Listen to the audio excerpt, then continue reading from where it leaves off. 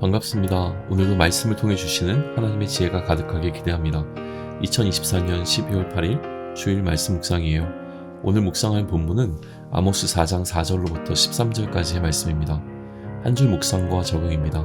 우리의 신앙생활은 나를 위한 종교적 행위가 아니라 하나님을 기쁘시게 하는 참된 믿음의 고백이 되어야 합니다. 오늘도 예수님의 옷자락만 붙들고 하나님 앞에 서서 나의 삶의 중심이 하나님께 맞춰져 있는지를 돌아보고 나의 기쁨이 아니라 하나님을 기쁘시게 하는 선택을 하겠습니다. 본문을 읽겠습니다. 너희는 베델에 가서 범죄하며 길갈에 가서 죄를 더하며 아침마다 너희 희생을 3일마다 너희 11조를 드리며 누룩 넣은 것을 불살라 수은제로 드리며 낙헌제를 소리내어 선포하려무나 이스라엘 자손아 이것이 너희가 기뻐하는 바니라 주 여호와의 말씀이니라. 또 내가 너희 모든 성읍에서 너희 이를 깨끗하게 하며 너희의 각 처소에서 양식이 떨어지게 하였으나 내가 내게로 돌아오지 아니하였느니라 여호와의 말씀이니라. 또 추수하기 석 달 전에 내가 너희에게 비를 멈추게 하여 어떤 성읍에는 내리고 어떤 성읍에는 내리지 않게 하였더니 땅 한 부분은 비를 얻고 한 부분은 비를 얻지 못하여 말랐으매 두세 성읍 사람이 어떤 성읍으로 비틀거리며 물을 마시러 가서 만족하게 마시지 못하였으나 너희가 내게로 돌아오지 아니하였느니라 여호와의 말씀이니라.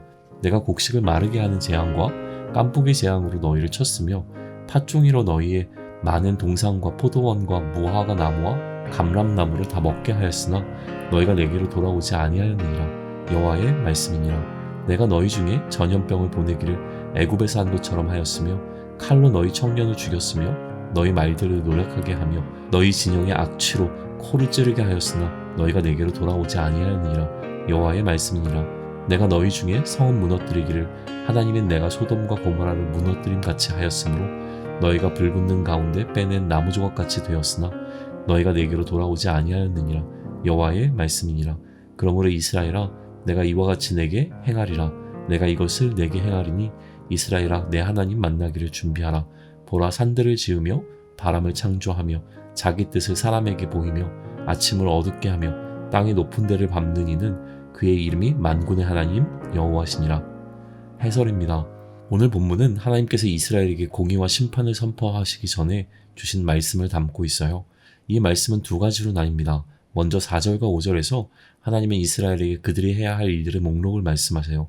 그런데 이 목록은 하나님을 기쁘시게 하기 위한 것이 아니라 이스라엘 자신들이 기뻐하는 일들로 가득 채워져 있었습니다.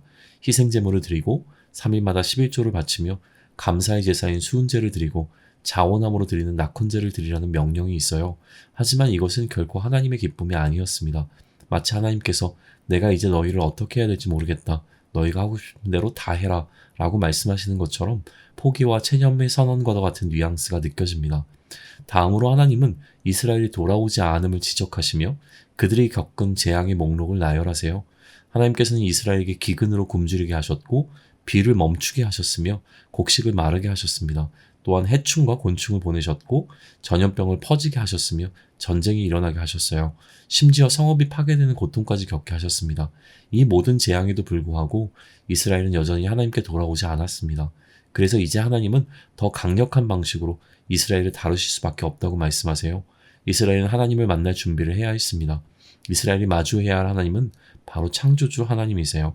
그분은 온 우주와 만물을 지으신 전능자이시며 하나님이 지으신 모든 질서를 바꾸실 수 있는 분이십니다.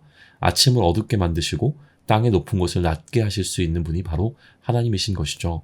그리고 하나님은 스스로를 이렇게 선포하세요. 내 이름은 만군의 하나님 여호와라고요. 이 말씀이야말로 하나님의 주권과 전능하심을 우리에게 기억하게 하시는 강력한 선언입니다. 이스라엘은 바로 그분을 마주할 준비를 해야 했던 것입니다. 적용입니다. 우리의 신앙생활이 어느새 종교생활로 변질되어지는 순간들이 있어요. 신앙생활과 종교생활의 가장 큰 차이는 그 행위의 목적에 있습니다. 그것이 하나님을 기쁘시게 하는 것인가? 아니면 나를 기쁘게 하기 위한 것인가의 문제이죠. 만약 우리의 행위가 하나님의 기쁨보다 나의 기쁨을 위해 이루어진다면 우리는 하나님을 향한 신앙이 아니라 종교적 의식에 머물러 있을 가능성이 커요. 오늘은 주일입니다. 공동체로 모여 하나님께 예배드리는 이날 우리는 스스로에게 물어야 해요. 이 예배는 누구의 기쁨을 위한 것인가요? 하나님을 기쁘시게 하기보다 나의 만족과 기쁨을 우선으로 삼아온 이유는 결국 하나님보다 나 자신을 더 중요하게 여겼기 때문일 것입니다. 그리고 어쩌면 내가 원하는 기쁨은 하나님이 아닌 내가 스스로 만들어낼 수 있다고 믿었기 때문일지도 몰라요. 그러나 하나님은 오늘 우리에게 그분이 창조주이심을 선포하세요. 하나님은 모든 것을 창조하신 분이며 모든 것을 소유하시고 다스리시는 통치자입니다. 내가 누리는 모든 것, 심지어 내 기쁨조차 하나님의 은혜 안에 존재합니다. 하나님께서 작정하신다면 우리의 기쁨은 한순간에 사라질 수도 있죠. 왜냐하면 하나님은 자연의 법칙이나 인간의 논리에 제한되지 않는 모든 것을 초월하시는 분이시기 때문입니다. 우리가 하나님을 창조한 것이 아니라 하나님께서 우리를 창조하셨어요. 그럼에도 불구하고 우리는 하나님을 마치 나의 필요를 채우는 도구처럼 여기며 나의 기쁨과 만족을 위한 수단으로 삼고 있습니다. 어려운 상황 속에서도 하나님을 찾지 않고 여전히 하나님의 능력보다 내 능력을 더 믿으며 살아가는 자만함이 우리 마음을 가득 채우고 있어요. 그러나 오늘 하나님은 말씀하십니다. 너는 나를 만날 준비를 하라고요. 온 우주를 창조하신 하나님을 직접 대면하게 되는 날, 그분의 크심과 전능하신 앞에서 우리가 지금까지 붙들어온 교만과 자만이 모두 무너지게 될 것입니다. 그분 앞에 서게 된다면 우리가 할 수 있는 일은 아무것도 없어요. 결국 우리가 할 수 있는 최선은 어린아이처럼 예수님의 옷자락을 붙드는 것뿐입니다. 그 옷자락을 붙들며 하나님의 은혜 안에서 살아가는 것이죠. 그래서 오늘도 저는 예수님의 옷자락을 붙들겠습니다. 그분의 능력 안에서 나의 연약함과 자만을 내려놓고 오직 하나님을 기쁘시게 하는 삶을 살기를 결단합니다. 한 줄 묵상과 적용입니다. 우리의 신앙생활은 나를 위한 종교적 행위가 아니라 하나님을 기쁘시게 하는 참된 믿음의 고백이 되어야 해요.